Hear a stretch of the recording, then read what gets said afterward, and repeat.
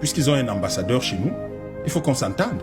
Notre président de la République, je parle sous le contrôle de celui qui est dans le parti qui est au pouvoir. J'imagine qu'il se connaît mieux. Et d'ailleurs, c'est quelqu'un qui est passé par l'IRIC. Notre président n'accrédite pas du tout des représentants d'associations comme ambassadeurs. Donc, il faut que l'Église catholique sache, nous dise exactement ce qu'elle est. Si c'est une association, ils n'auront plus droit à avoir un ambassadeur chez nous. Si c'est un État, ça veut dire que toutes leurs activités sont des activités de multinationales. Auquel cas, ils payent les impôts normalement. Et regardez-moi des gens qui sont là, qui vous parlent de paix, qui vous parlent d'intégrité démocratique. Monsieur, la démocratie, c'est l'élection d'abord. La démocratie est d'abord économique. Vous voyez des types qui pillent nos pays, ils sont là, ils ont nos terres. Vous ne leur dites pas la vérité. Dans mon livre Pot Bokibon, je fais une proposition simple. La terre ne se vend pas dans nos traditions, on y accède par mise à disposition. Donc, si les terres appartiennent non pas à l'État qui n'a conquis aucune terre, qui n'a acheté aucune terre, parce que sinon ce serait le prolongement de la colonisation, c'est ça que les colons ont fait quand ils sont arrivés chez nous. Ils ont pris les terres. L'État n'a pas pris nos terres. L'État n'a conquis aucune terre au Cameroun, n'a acheté aucune terre au Cameroun, aucune terre légitimement, historiquement, anthropologiquement ne lui appartient. Les terres sont les terres de nos nations historiques.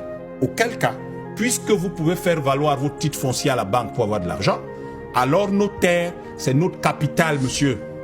Donc, l'Église catholique qui gagne de l'argent 5 fois par jour en faisant les messes dans ses églises, qui a des écoles, qui a des collèges, des universités, qui a des hôpitaux. D'ailleurs, les universités auxquelles n'accèdent, c'est-à-dire que les pauvres versent 25 francs, 50 francs de cotisation, ils construisent les universités, mais aucun fils de pauvre n'entre là, puisque la pension, c'est des centaines de milliers de francs, parfois en millions. Est-ce que gens là, vous soutenez quoi là? Il faut leur dire la vérité et leur demander d'aller se cacher un peu. Et donc, ils perçoivent de l'argent, nos terres, c'est notre apport en capital. Tout ce qu'ils perçoivent là, il faut qu'ils reversent 35%, ils sont dans le service, ils reversent 35% aux propriétaires de ces terres historiques. Ça va sortir les gens de la misère et on aura moins de bavardage.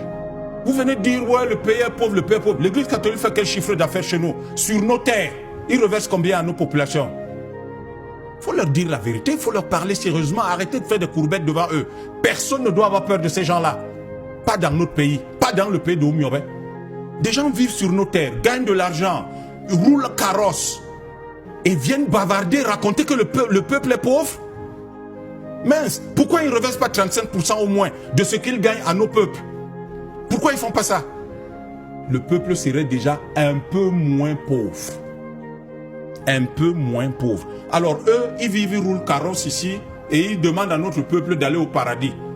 Notre peuple ne leur a pas demandé le paradis, il n'y a même pas de mots pour dire ça dans nos langues. On ne leur a pas demandé ça. Pas du tout. Donc, les histoires qu'ils racontent, il ne faut pas seulement prendre le fait journalistique. Il faut prendre qu'est-ce que ces gars-là représentent. Ces gars-là représentent, aux yeux des vrais Africains, l'image, la personnification, la pérennisation de la colonisation. Ils sont arrivés ici dans des bateaux de militaires.